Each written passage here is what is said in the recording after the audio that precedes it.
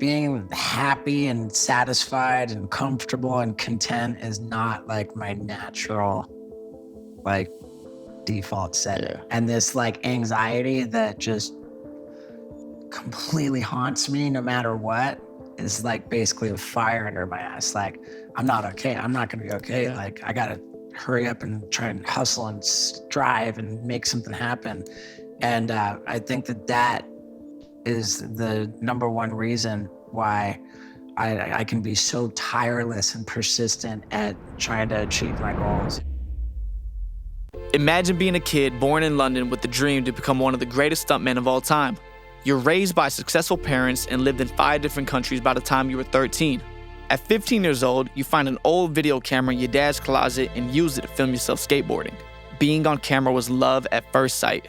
The videos that I was in became super popular for the crazy shit. And they were like, if we take away the skateboard and what's left over, it could be a TV show. You make it to the University of Michigan, but get yourself kicked out in the first month because of your extreme lifestyle. We had $600 between us. Dude, we didn't even make it out of Florida yet, and like a whole wheel flew off the van. Over the next few years, you'll travel from city to city, homeless, with no clear direction other than your love for entertaining and stunts.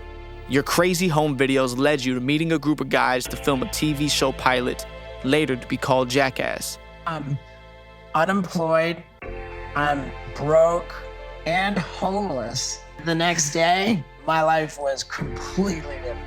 Now, 24 years later, you've made it through hell and back, not only to become one of the greatest stuntmen, but one of the greatest stories of how to never give up. I'm stoked as hell on the life I lived. You know, I mean, I have regrets, I have things I'm ashamed of, but everything made me who I am today. I'm fucking happy as hell with the life that I've lived. My name is VicBlends, and this is DeepCut with Steve-O.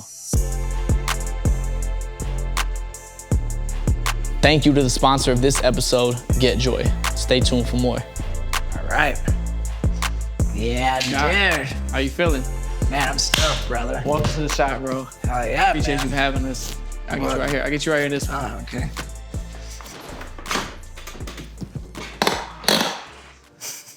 This is like the least necessary haircut of all time. One of the most legendary ones we could do, though. Right. How do you want to do your haircut?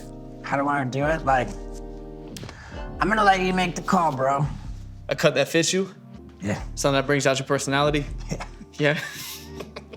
I got the perfect cut for you, don't worry. All right, so let's get to how we ended up here in Tennessee, man. I know you were born overseas, and so was I. My dad was in the military. Oh, cool, man. So I was born in Germany, lived in Europe for probably 8 years of my life, bouncing back and forth every couple of years.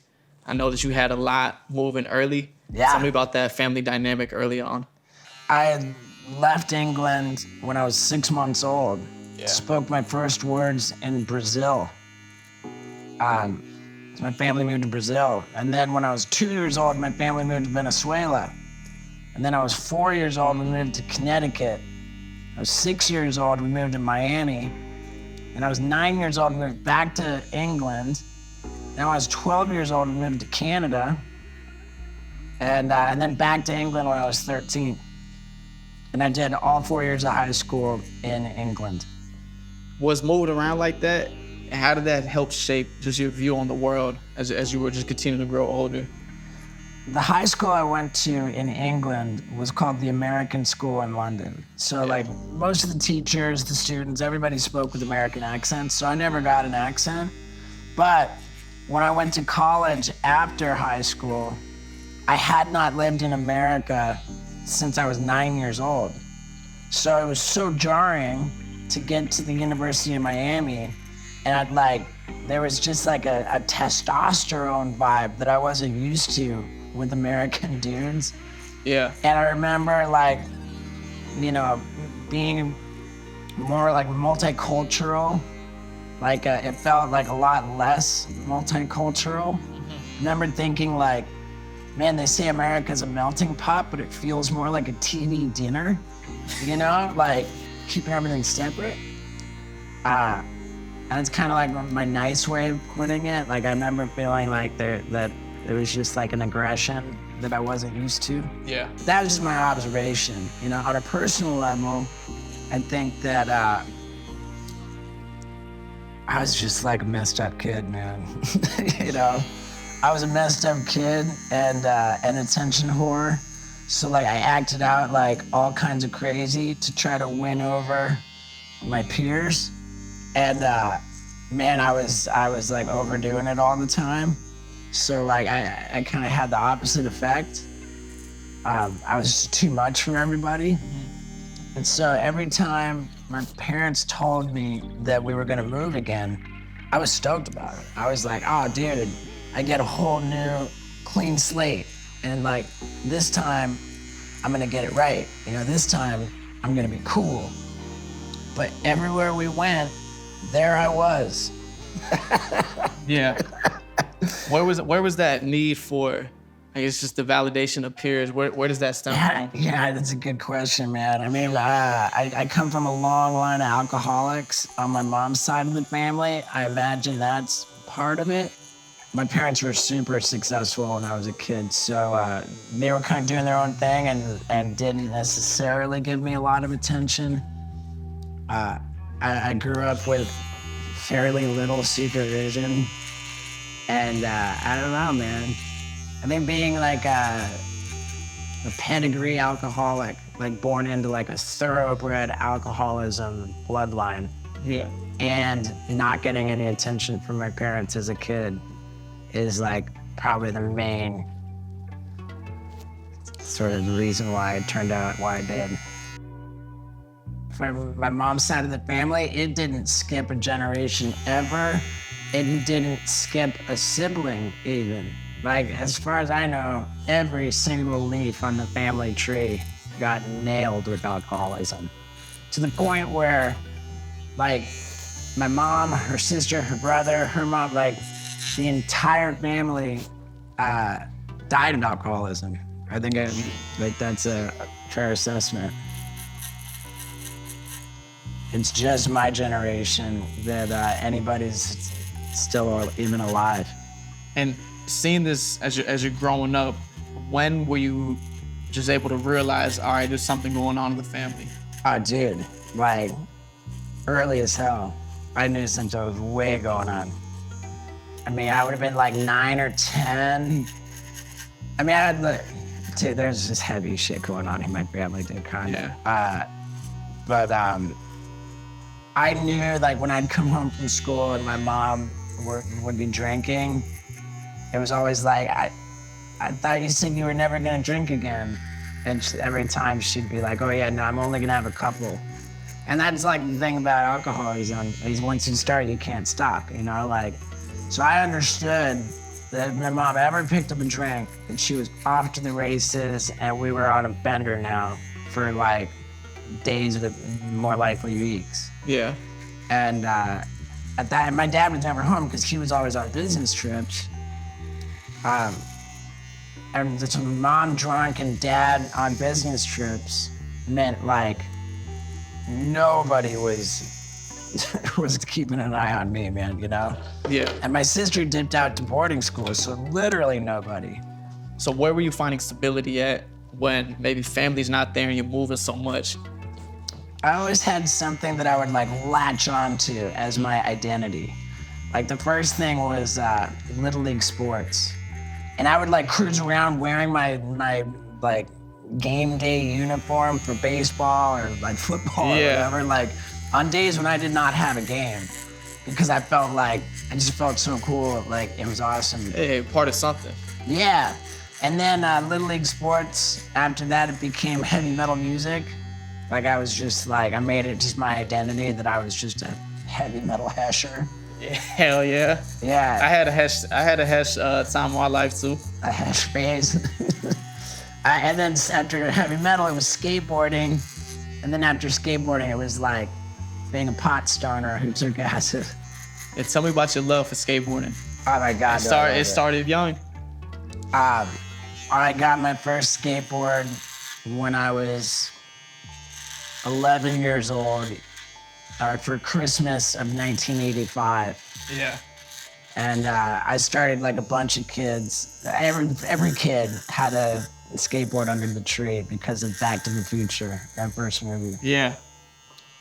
And I would say like 90% of those kids like found out how hard it is to ride a skateboard and how much it sucks to fall down and get hurt. Yeah.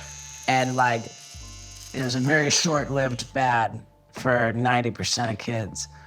But the kids who were okay with falling down and getting hurt and willing to put in the amount of work it took to get good at skateboarding, like, that's like a really core group of driven ass, like. Yeah.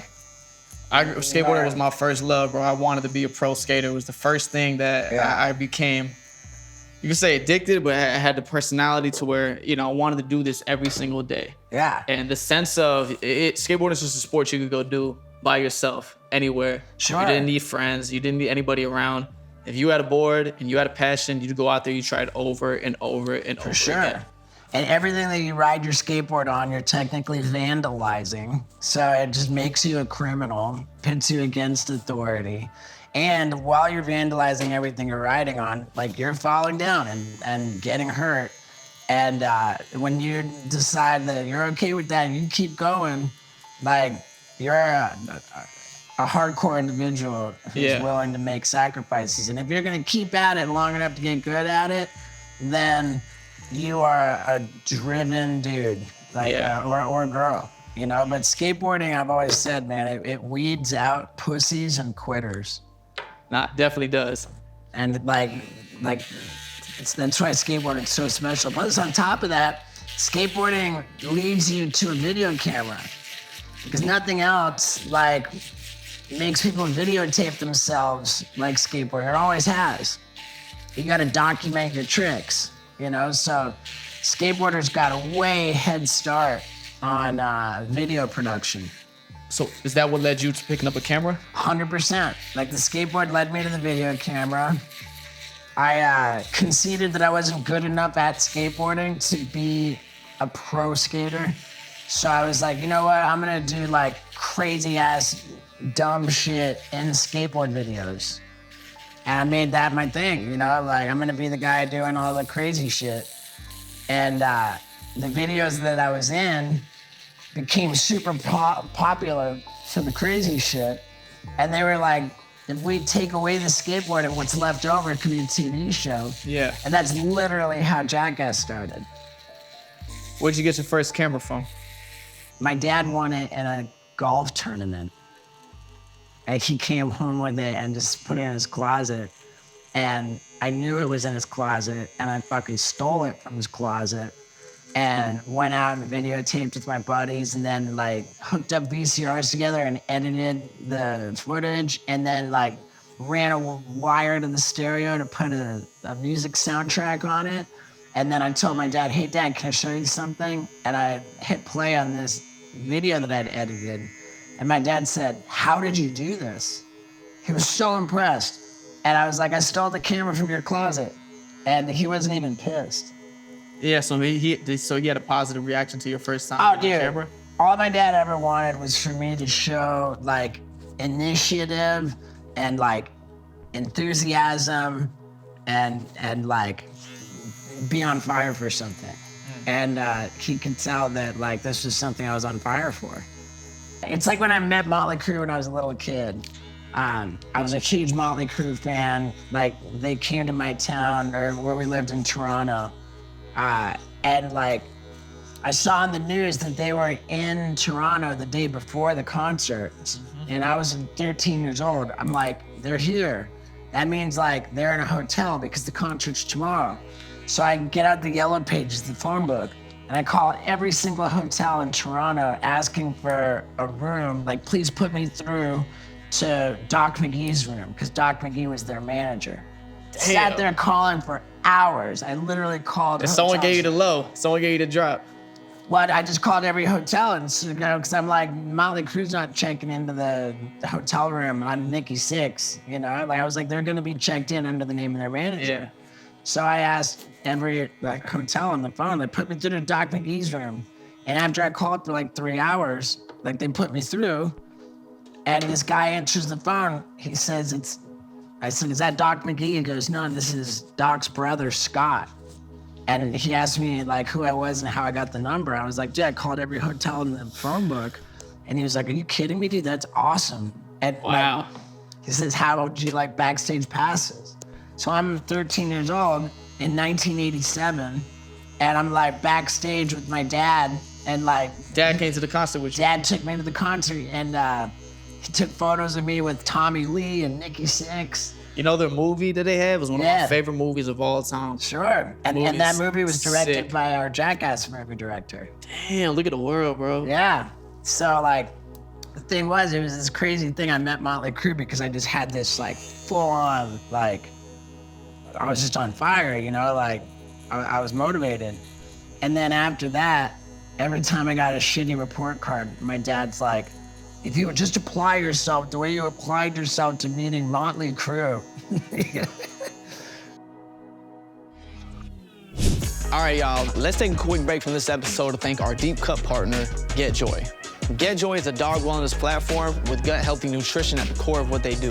They make products that prioritize your dog's health just as much as you do your own, so you guys could have more time to create joyful memories together. GetJoy is the best dog food I've ever given Russ. I've been using it exclusively for Russ for the last 4 months. I've never seen him be this excited to eat since I've been giving him GetJoy. The guy who started this company did it because his dog died young, but could have lived longer if he put healthier food into his bowl. So we started GetJoy to personally make that happen. I'm proud to partner with GetJoy and even prouder to serve it to my boy Russ. They work with expert veterinary nutritionists to make science-backed fresh freeze-dried meals, superfood treats, and chews made with real quality ingredients that are optimized for your dog's health. GetJoy goes beyond the bowl with the preventative supplements, 24/7 accessible televet care, and even smart collar technology, all designed for you to create an easier daily wellness routine. This is all for you and your dog to live a healthier, happier, and longer life together. I've been adding GetJoy's fresh and freeze-dried food to the top of every one of Russ's meals so far, and he's been in love with it. Developed by PhD animal nutritionists, the beef and the chicken recipes are developed with quality ingredients. The fresh and freeze-dried meals are scientifically proven to optimize your dog's gut health, immunity, and vitality. Put your dog's health first with GetJoy's fresh and freeze-dried meals. You can get 60% off your first auto-ship box by using the code VIC60, and you can do that by clicking the link down below. That's code VIC60 for 60% off your first auto-ship box. Now let's get back to the episode. Yeah, so you're meeting Motley Crue at 13, you're filming skateboarding as a kid, making your first videos. When you're coming to the end of high school, did you start to have a vision for what you were gonna be? What you wanted to do? Dude. Not even, man. Like, when, like my first 2 years of high school, I was all about skateboarding. And that was like I said, man, it was something that really taught me everything about life that I needed to know, you know, perseverance, sacrifice, like, you know, dedication. Just dedication. And then my junior year of high school, I just decided, man, like, I'm gonna start smoking weed and stuff. And I kind of put the skateboard aside and started getting loaded every day, and my grades just went to hell. The only reason I got into the University of Miami was because I applied for early acceptance, like during my junior year. Yeah. Like my grades fell off a cliff when I started drinking and doing drugs, man. Like bad right away. Yeah. I'm curious, man, why if you knew in your family Right. that drinking was For sure, terrible, man, why did you start? Makes no sense whatsoever. Like, on some level, I thought like every single person in the family on my mom's side is alcoholic. Like, it's gonna get me, so I'm just gonna let it. You know, like, I'm just gonna try and have fun with it. I really, it's a disease of insanity, man.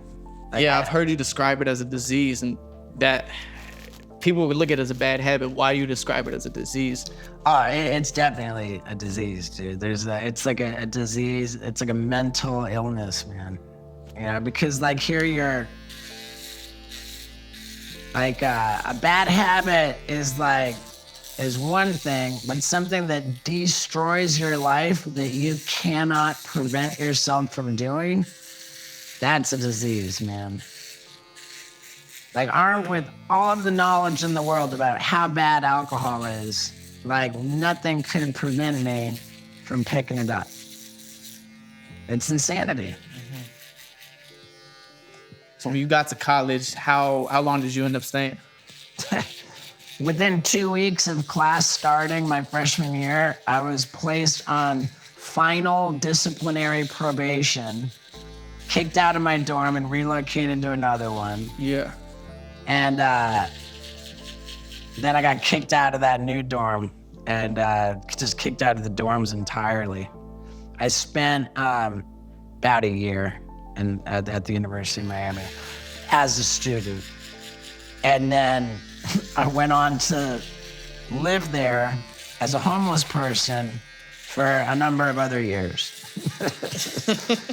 Just like sleeping on people's floors and stuff. Yeah. Like, I was just a vagrant, you know? I'd break into the cafeterias to eat for free. I'd sleep on people's floors. I had nothing. I had no money. And I was like, I'm gonna become a crazy famous stuntman. Yeah, where did stunting enter your life? I mean, it was all about just getting the footage, man, because I fell in love with that video camera. Yeah. And like, yeah, man, I wanted to just jump off roofs, like rappel off buildings, like just do stupid, gnarly stuff. And, Was there an inspiration for you? Like, this is the North Star of a person that could paint a picture of what you wanted to become? There was no precedent for what I wanted to become, but like, the University of Miami is a bona fide Olympic factory for like Olympic diving. Like they got Greg Louganis went there, and right next to Greg Louganis, the mural on the wall is 3 murals of NCAA champions who were current when I was there. And they all lived together in one apartment in the student apartments, the athletic apartments on campus. Yeah.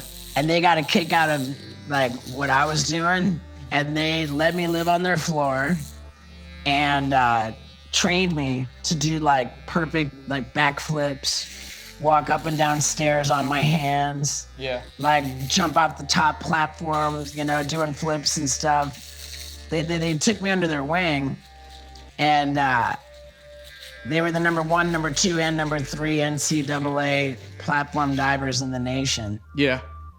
And they had me living on their floor. It was pretty rad, dude.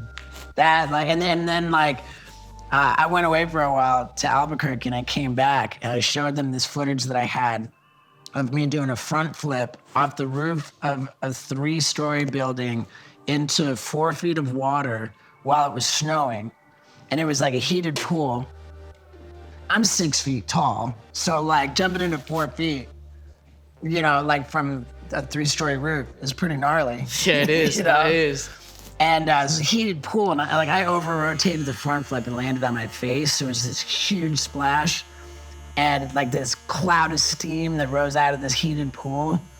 And I went back and I showed my diver buddies that footage, and they were like, oh, like they could not believe like how dangerous and fucked up it was that I did that.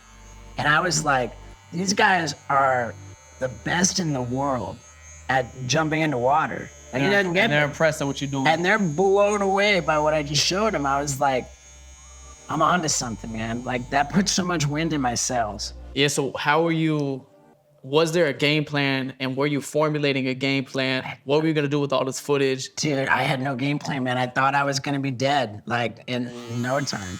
I mean, I genuinely thought that I lacked the basic skills needed to survive in our society. I could not fucking get through school. I could not go to class. I could not keep a job. I got fired from every job I ever had. I genuinely felt I could not like make it in the world, and that I was just gonna die young, having failed. So everything that I filmed with that video camera, I was just like, this is like my message in a bottle. Like this footage will outlive me. Like when I'm dead, like I'll still be alive if anybody's watching my videos. And I thought maybe like not that many people would watch my videos, but it was so important to me that like somebody be watching my videos after I died, because that would be, I achieved death. I was immortal. The thought of I'm gonna die young, as a heavy thought. Yeah. Was there any happiness in these times? I was stoked, like, I believed that I was rad. I just didn't think that was gonna get me anywhere in the world, you know? And I thought maybe people would figure out that I was rad after I died. And I just cared about trying to live forever, man. That was my thing. I was like, I want to be remembered. You definitely are. For sure you are. Yeah, I mean, it's crazy, dude. Like, you know, now I realize it's kind of a silly thing to be so concerned with what people think of you after you're not even here anymore. Did you think so? Because, I don't know, man. I do think that we're here, but I think we're here for a greater purpose. I do think we're here to serve the needs of others. And when you do die, that's it. Nothing else is there. But so then what is the point? Well, dude, have you ever heard of life review? What is that? You know the saying that when you die, your life flashes before your eyes? Yeah, people do say that, yeah. There's all kinds of people, thousands and thousands of people have like died and come back to life in some way or another. And then what they describe, this is called a near-death experience. People have the experience of dying, but then they come back into their body. And like when people explain their experience, like the similarities are like, it's like there's something to it. Yeah. There's something to what they're talking about, because everybody's got the same kind of stories.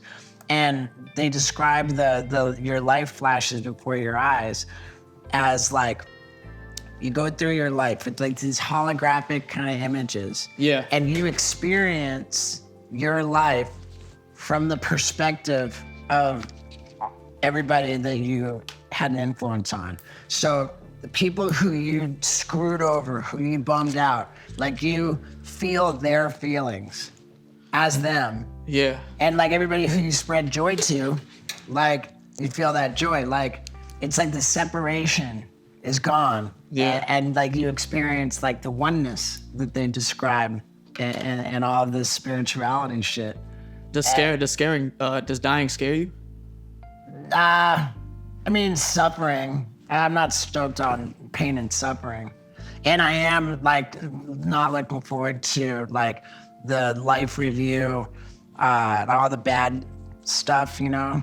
That's why when I'm in public and people find me, like I really try to like be friendly and give them a good experience, because like I feel like I know that I'm gonna experience it as them. I'm trying to stack my life review for the positive, because I know there's so much bad shit in there, and I don't think that like I've been like a really bad person.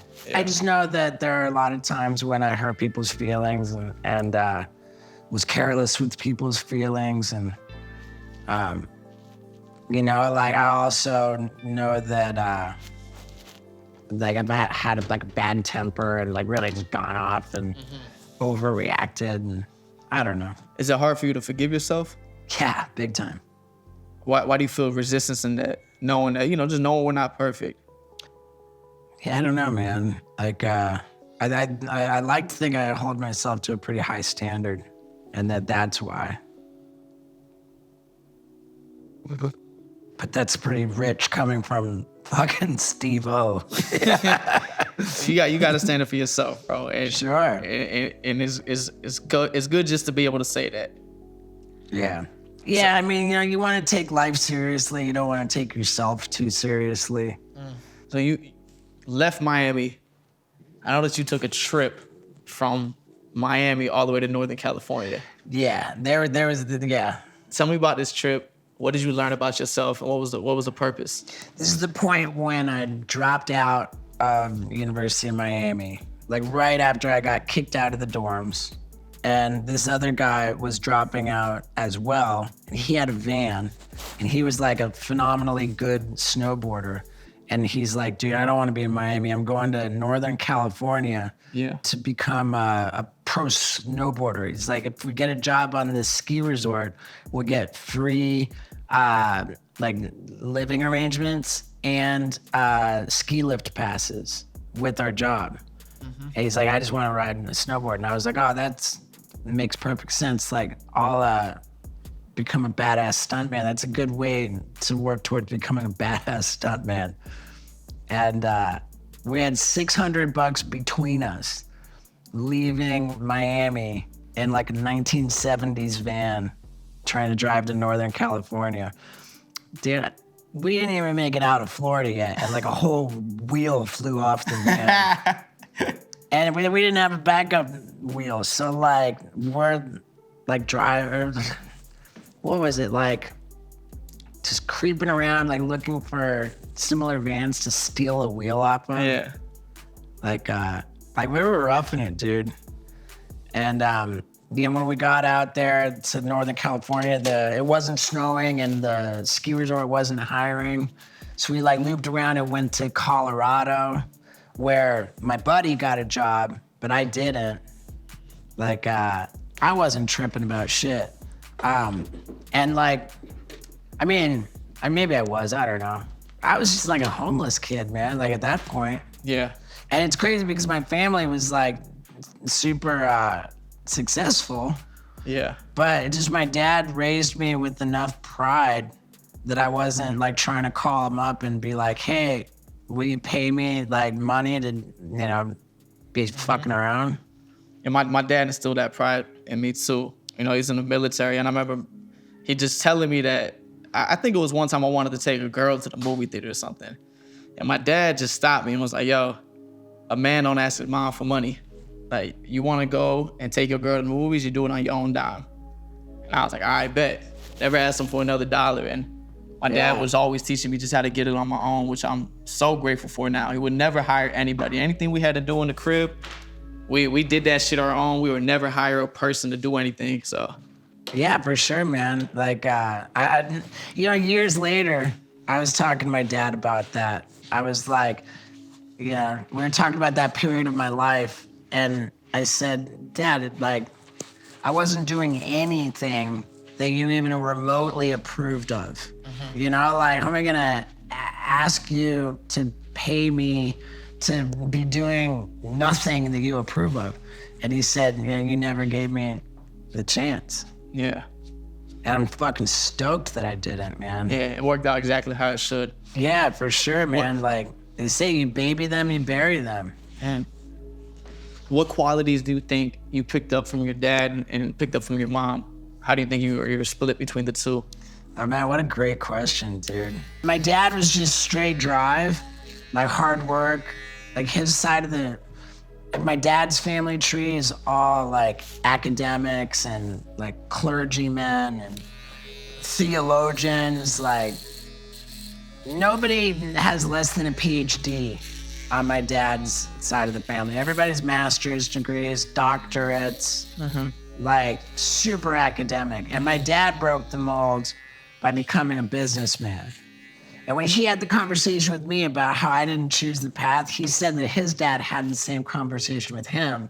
He broke the cycle also? Yeah, because everybody was academic and religion and stuff. And my dad's trying to be like a capitalistic businessman. Like his family wasn't cool with that. But then he said, my dad had the same conversation with me, and I just want you to be the best at what you want to do. Yeah, that's awesome, man, because you pretty much became a radical from him. What did you take from your mom? Well, my mom was the one who had like a sense of humor. Like, do you think your mom gave you your funny bone? Oh, dude, 100%. My mom was like good with people.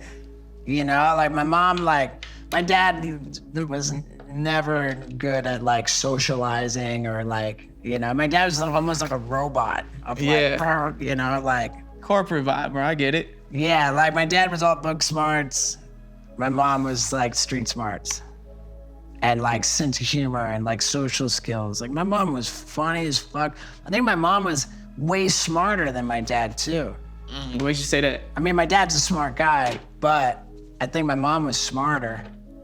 My dad was just like so fucking driven. So it's kind of like the from my mom's side of the family, I got like kind of the deviant, like the kind of like warpedness. And from my dad's side of the family, I got like just the drive. So I'm like a deviant. And that's a clear mix of both. Yeah. How did you end up with the Ringling Bros, man, on tour and being on the circus? Well, I had dropped out of college saying I'm gonna become a crazy famous stuntman. And I didn't really get too far. Ended up moving in with my sister after being homeless for 3 years. And my sister found out about it reading a book of trivia. It said, what's the only college that has no tuition? And the answer was Ringling Brothers and Barnum and Bailey Clown College. It said, if you can get in, it's free.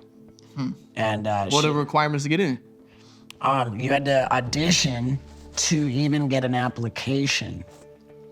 Like, it was statistically harder to get into clown college than Harvard. Like, you had to audition in person in order to get an application, and they held auditions everywhere the circus went, which was a full 100 cities every year, because there were 2 units of the circus, which each did 50 cities. So, like, all kinds of thousands of people auditioned, and only 33 clowns got in. You're a good-ass fucking clown. Yeah. Good-ass clown.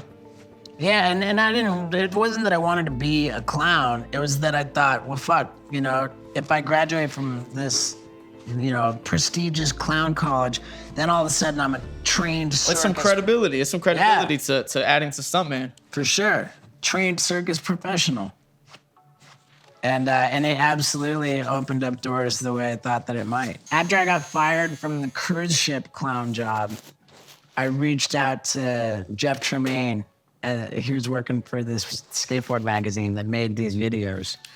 And I told him, I'm walking on stilts on this cruise ship, and I'm always just so terrified that I'm gonna fall over.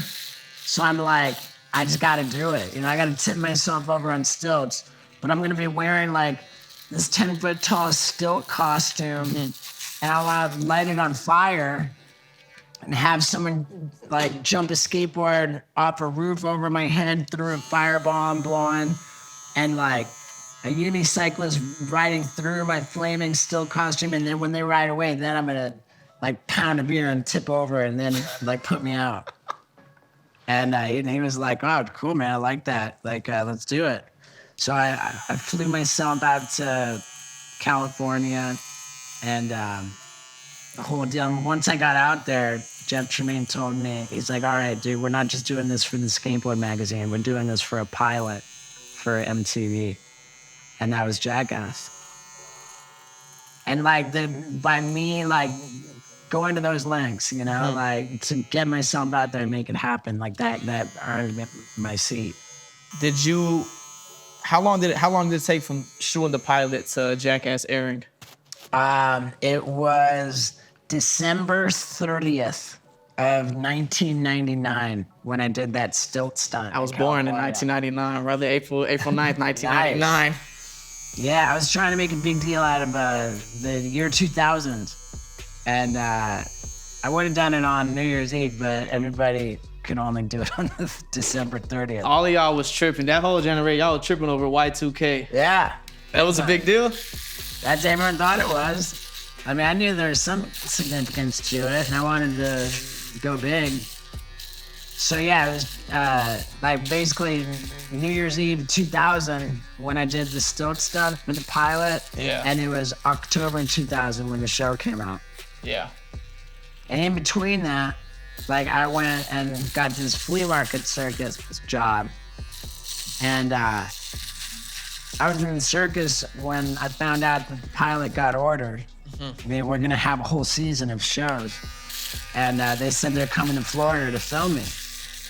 So I go to the circus and I'm like, yo, I'm gonna be famous, man. And MTV's coming to film me in the circus. And they were like, yeah, right, okay, we bet.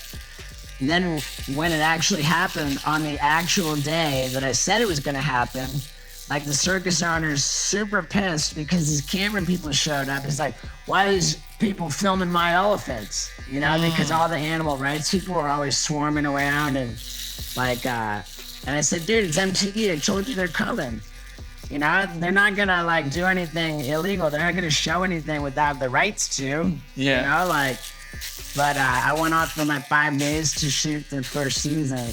And when I came back, I was like hobbling and I'd been bitten by a shark and I was just exhausted and hungover. And I show up ready for to perform in the circus. And they were like, we don't have it in the budget to keep you around anymore. They fired you. They fired me. Yeah, how long were you gonna keep working in the circus? They kept you? I needed to, man. Like every week that I got paid in the circus, I owed that money to the drug dealer. Fuck. Yeah, every week. Yeah. You know? Like, and then they fired me. So I was super broke and I was still doing all kinds of drugs and living with my sister. And at one point, like I flaked out on something because I'm off doing a bender. Yeah. And she kicked me out. So now I'm unemployed, I'm broke and homeless. That's how I was when the show came out. Damn. I was like overnight, like a star on the biggest show on MTV. Did you feel that it changed your life overnight? 100%. Like the episode where I swallowed the goldfish.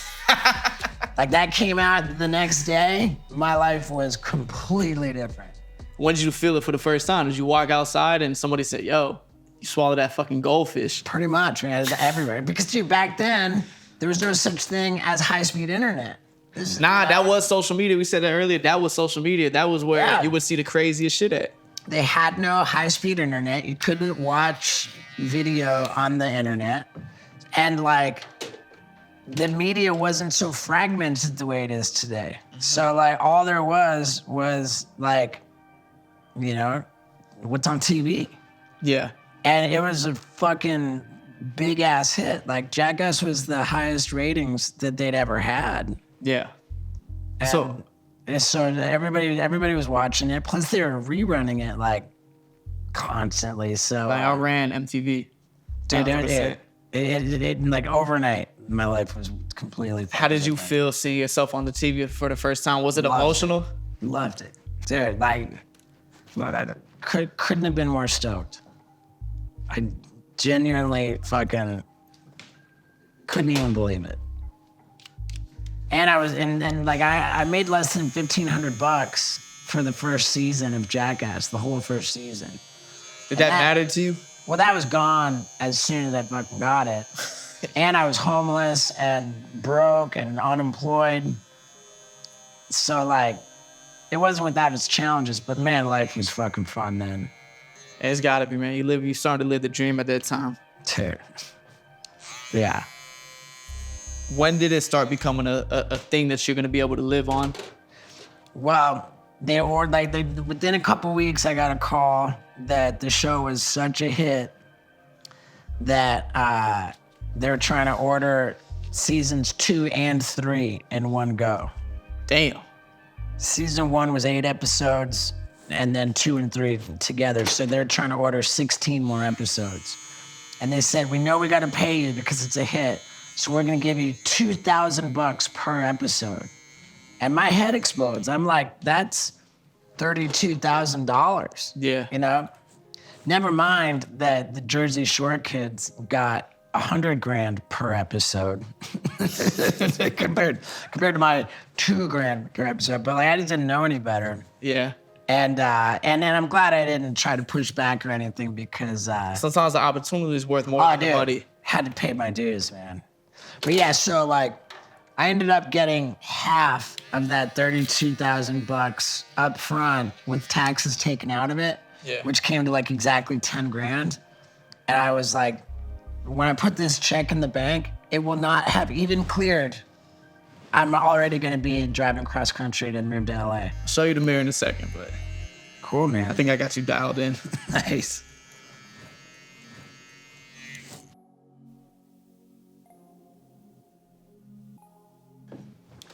So you moved to Hollywood. Yeah, Was that always a dream to live in Hollywood? pretty much, man. I describe my life as an agonizing wait to get to fucking Hollywood. Yeah. Or just California in general, because like when I was a kid, it was heavy metal, Motley Crue, that's all Sunset Strip, LA. And then it was like skateboarding was my thing. And then it was skateboarding, and that's all California. Yeah. And then it's like, I want to be a stuntman, and that's all. So like, from the time I was young as fuck, it was just kind of California was it. Yeah. It's a dream, especially if you're a skater. It's the California dream, man. Yeah. To be out there skating, surfing, to living out there. Sure. When you went out there in the condition that you were, do you think Hollywood was a bad mix just for the lifestyle you were living? I mean, I don't know. The thing was that, like, from when I started getting loaded in high school, I said my grades, like, took a nosedive. And I started showing up in jails and hospitals, like I would get hurt, like I'd get arrested, like, because I just was out of control. And I couldn't stay out of jails and hospitals. And so, like, when I got arrested for drunk driving. And then within 1 month of getting my license back, I got arrested again for drunk driving, and I'm like drunk and disorderly or like this or that. Like I was just like, I couldn't stay out of jail.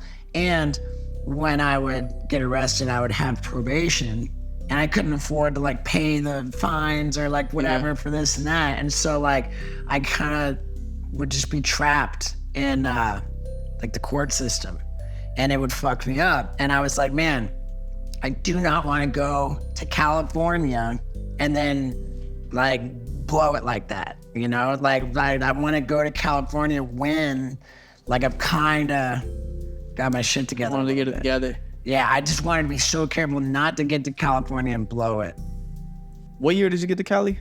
2001. 2001. Yeah, it was October 2000, the show came out. And it was March 2000, I drove cross country. When you got out there, how did the Jackass start? You guys started filming for the show. How long did the show go on? For 3 seasons, right? Well, yeah, I mean, like I was in Florida when we started it. We were, I got like way ahead of the game. Yeah. Like all the filming I did while driving cross country, like put me ahead of everybody as far as having footage. Yeah. Which was rad. Yeah. When I got out there, I was living out of my car. Chris Pontius was living out of his car. And we started a competition to see who could stay homeless for the longest. I mean, despite the fact that we could technically afford to rent an apartment, like it was just fun. It's like, okay, so we're just gonna stay homeless and try to just hook up with chicks and stay at chicks' houses all the time. Yeah.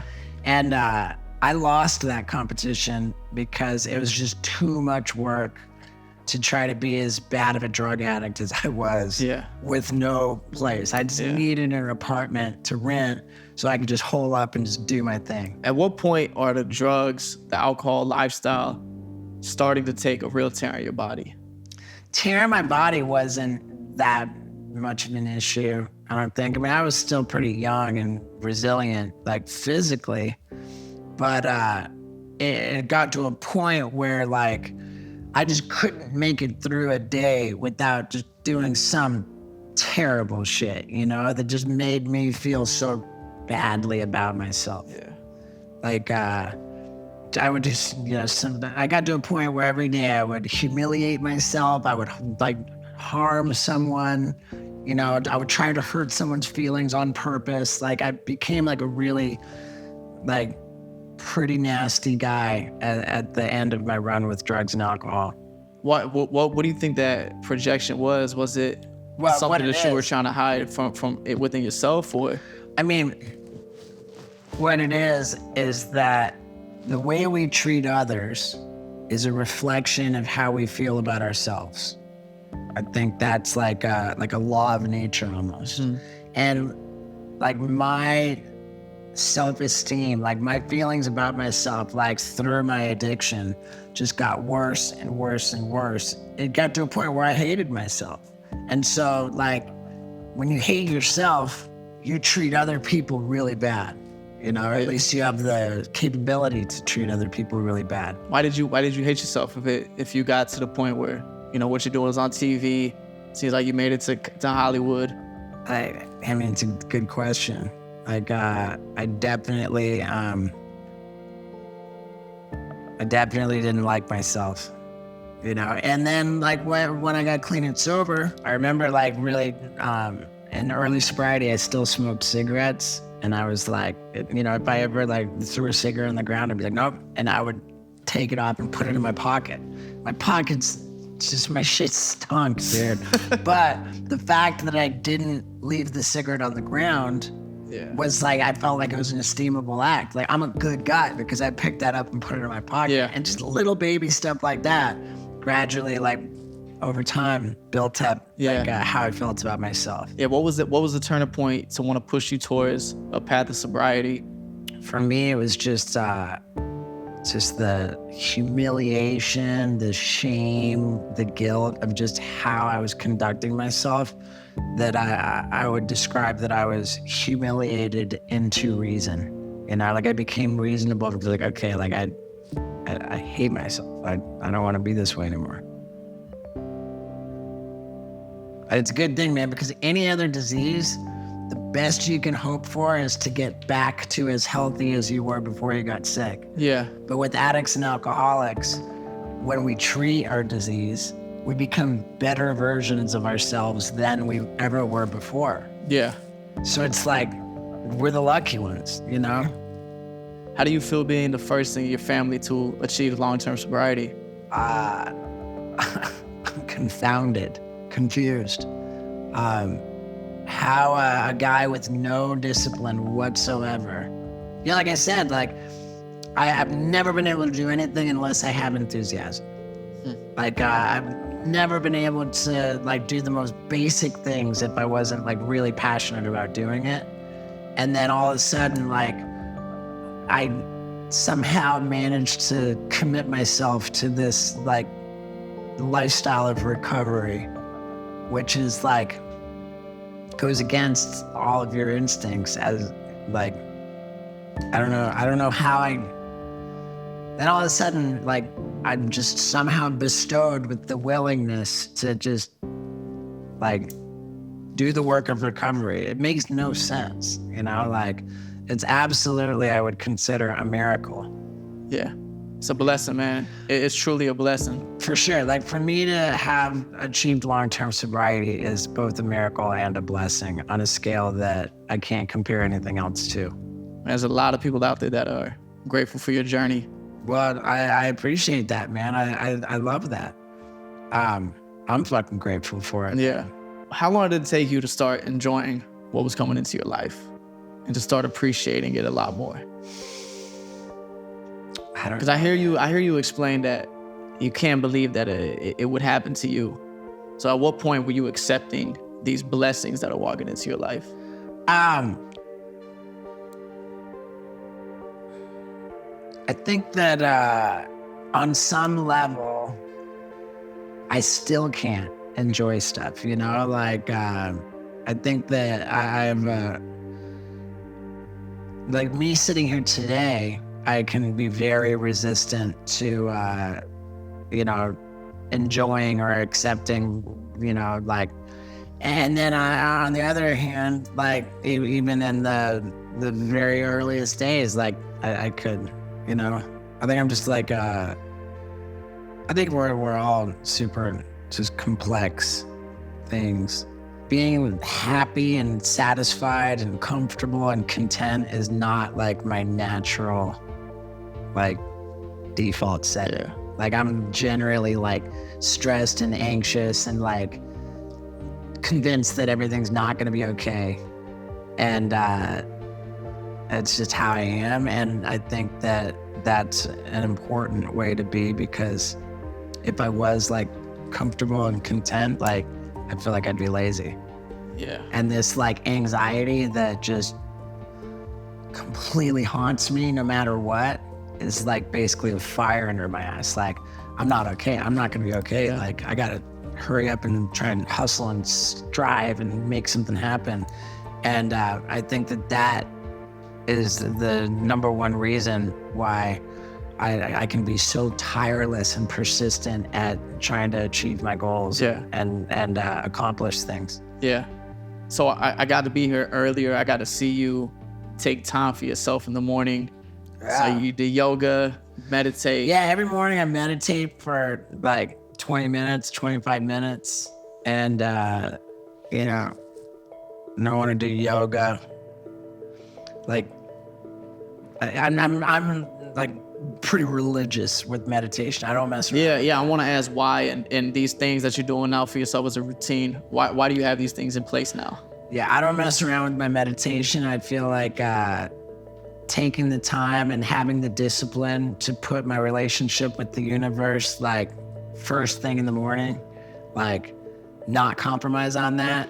I think that's a big deal. Like you know, you said let's say a prayer before we started shooting. Yeah. Like I love that. You know, I won't start a day without time either. Like I make sure the first thing I do when I roll out of bed, Yeah. I don't even stand up. I roll straight onto my knees to the side of the bed.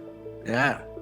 Yeah, I just think that that's the thing, man. Like when I was talking about the life review, you know, like there's only one thing, you know, there's only one thing, that's God.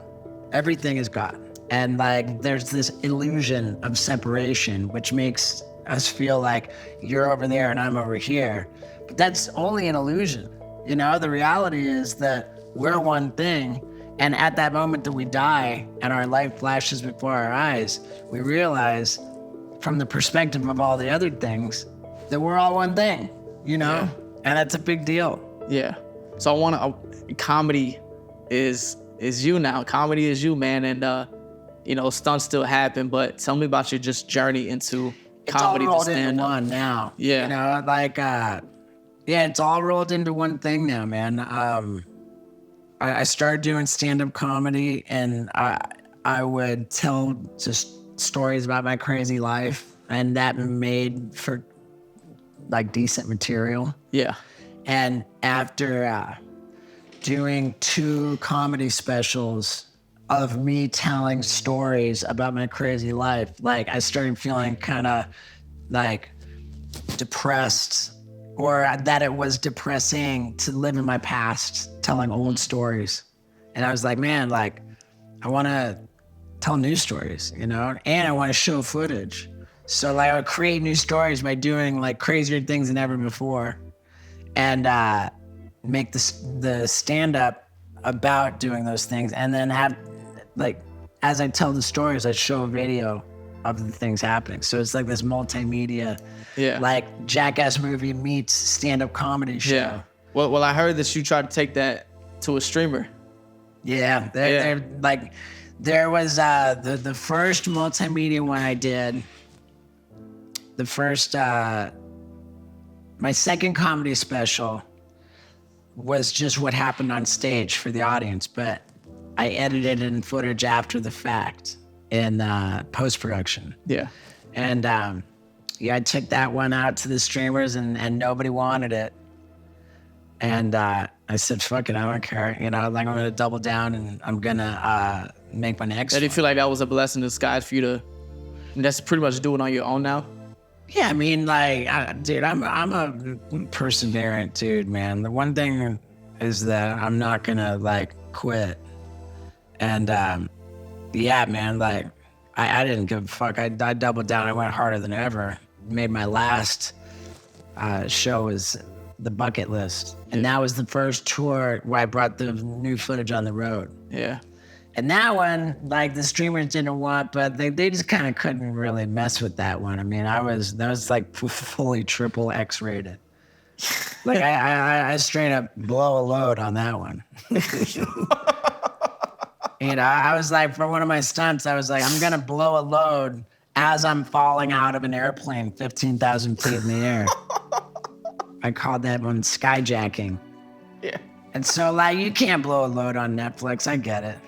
Nah, it's all good, but that's why people gotta show to your show. Yeah, and the thing about that one too, man, like it plays completely for free on my website, steve.com. My last two of them, they played for free, and I'm proud as fuck with both of them. Fuck yeah, you should, bro. You made that shit. And now my new like super naughty multimedia tour is called Steve-O the Super Dummy Tour. And Just tell me about what's next. oh, dude, it's fucking going down, man. It's been going down. The Super Dummy Tour. It's about like my struggle against Father Time. You know, like Father Time's gonna get all of us, but we have the option to kick him in the dick before he does. Fuck yeah. Yeah, and that's what I'm all about. So it's like, yeah, I'm battling Father Time, and I'm just refusing. I'm gonna whoop his ass. Yeah, I'm. You know, I mean, shit, dude. Like, were it not for like me turning 50, I don't think I would be in such good shape. Yeah, how do you feel being 50?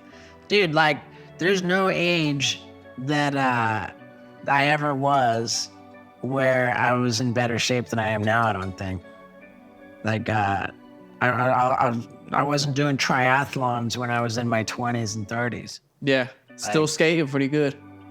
Yeah, skating's a tough one. Skateboarding is, I made a video a couple of years ago where it was old Steve-O versus young Steve-O. Skating? Skating? I made it my mission to outskate all of my best footage from when I was younger. Yeah, that's why I take skating very serious now, because it was something that it was my first love. And when I stopped doing it, I had to tell myself, I was like, it was gonna be a day that I'm too old to do it. I can't do it. Who knows what might physically happen to me? I have a chance now to be better than I ever have and live out this kid passion. And I don't want to take that for granted. I want to be the best I ever can right now. Yeah, for sure, dude. It's skateboarding special, man. It's tough to do when you get older. And like for me to say like I made it my mission to outskate. There's certain things that I was able to do on a skateboard when I was younger that I'm just not capable of anymore, and I gotta accept that.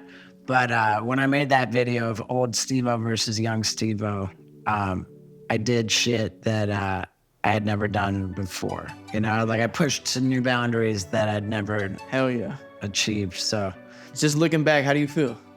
Looking back just at my life, fuck, man, I'm damn sure that like if I die right now, I'm stoked as hell on the life I lived. You know, I mean, I have regrets, I have things I'm ashamed of, but everything made me who I am today. Yeah, man, I'm fucking happy as hell with the life that I've lived. I got this section, it's called Quick Cuts, presented by Get Joy. All right, first question. Who's your childhood celebrity crush? Man, I Dream of Jeannie, Barbara Eden. She was epic. I don't even know what that is. Okay. I'll Google her though. I will Google. She was epic, dude. Barbara Eden, I Dream of Jeannie. And then Elizabeth Montgomery from Bewitched. She was epic. Vanna White on Wheel of Fortune. She was epic. Yeah. Dream UFC fight that you want to see happen. Man. I just love the UFC so much. Like, it's sad to even whittle it down to one fight. I want to watch them all.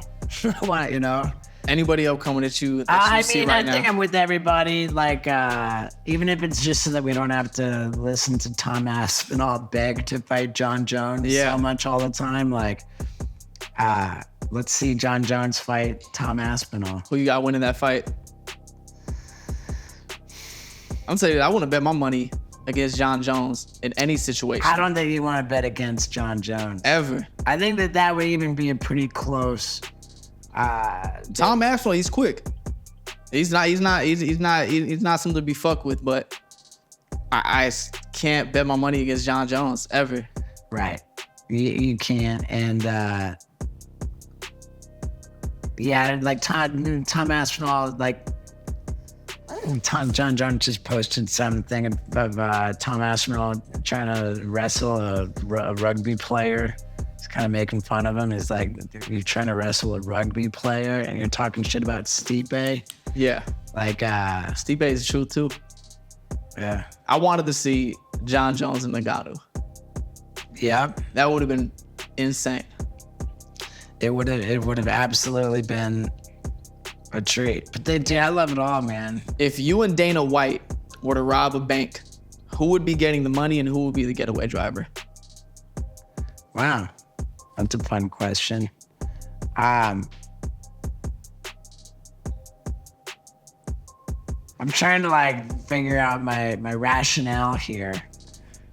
Who's gonna go in there and say, get the fuck on the ground, I need the money, and who's gonna be ready to drive off? I would imagine, I think I go in. If you got to be stranded on the island and you had to survive with one Jackass member, who are you gonna survive with? Probably Chris Pontius. Wild Boys. Yeah, my Wild Boys guy. We're nature dudes. I think Pontius is certainly the most survivalistic type. And he and I are really close too, so. Who is your dream stunt collaborator? Could be Tom Cruise, David Blaine.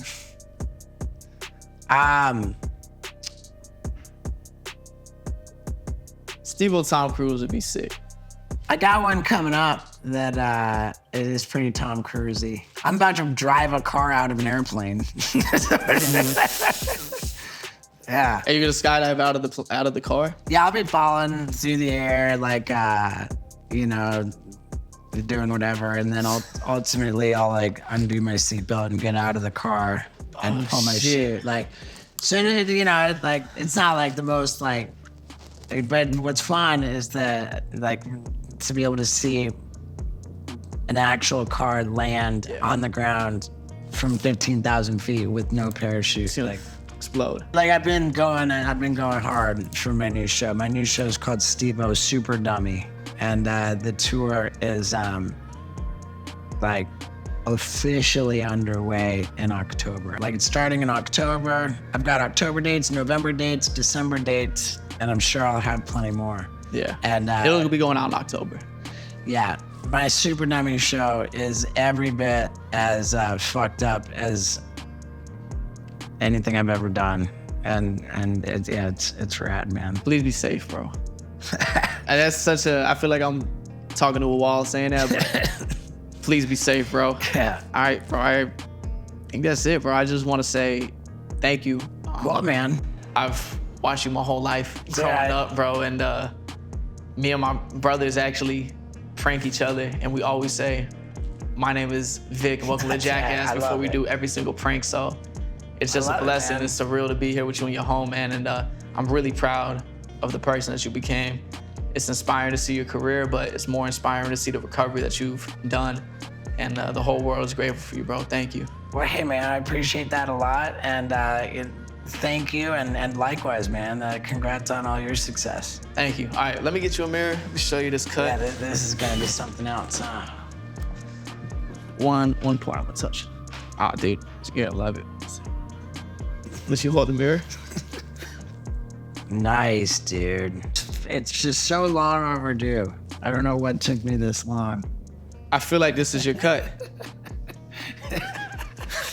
It's fantastic. All right, my name is VicBlends. I'm Steve-O. And this haircut is called the Dickhead. You good, bro? She's gonna love this. Whoa. Do you have a boogie on your head? I need some mocock. Yeah, thanks for sharing. I love it. Okay. Can't wait to rub it. All right, love you, baby.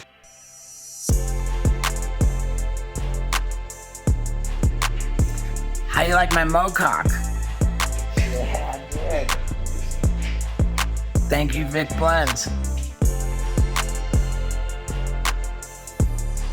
Yo, thank you to Steve-O for allowing us to be in your home. I appreciate the moment. Thank you for the conversation, the inspiring words. And thank you for my new, awesome tattoo.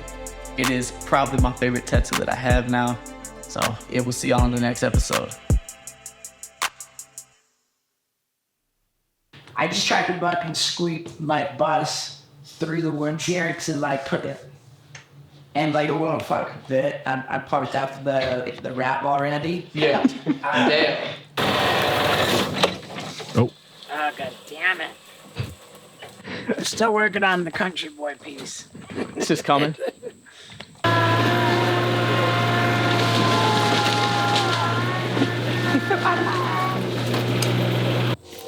Sick. Some good country shit, man. Good country shit right there.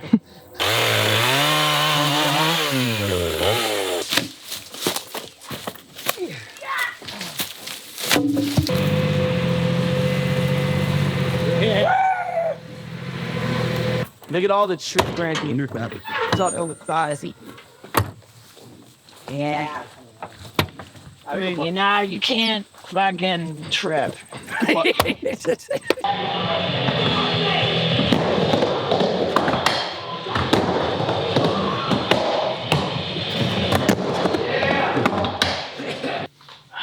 We thought about what would be like the coolest shit we could do coming here. Knew we would skate. I didn't know we would shoot a gun. That was pretty sick. We cut down a tree. A tattoo is definitely gonna be the one. Do you know the worst tattoo that you've ever gave somebody? The first one I ever did, he wanted me to do my signature. I misspelled my own name.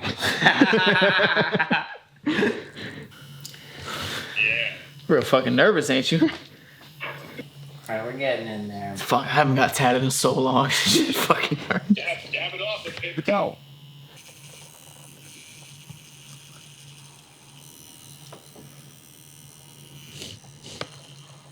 Yeah, we're getting it done over here. Radical Ranch, doing radical shit. Just living up to the name. Tattooing without supervision, buying guns. What's happening to me? What the fuck? What a day. It's got to be top 5 favorites. Bark. It came out really good. It really did. Man, what a day. Guns. Skateboarding. Tractor. Yeah, I'm knocking down trees. Tree chopping. Yeah. Hold on. Tour bus. Tattoos. And crash test dummy tattoo. Get out of Hold here. on. Let's not forget Mocock.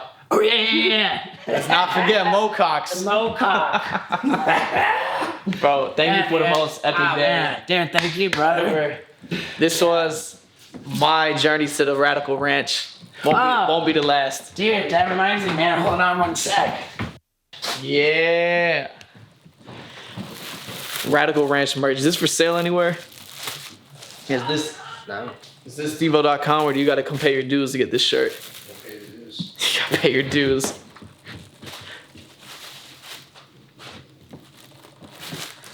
Fucking amazing.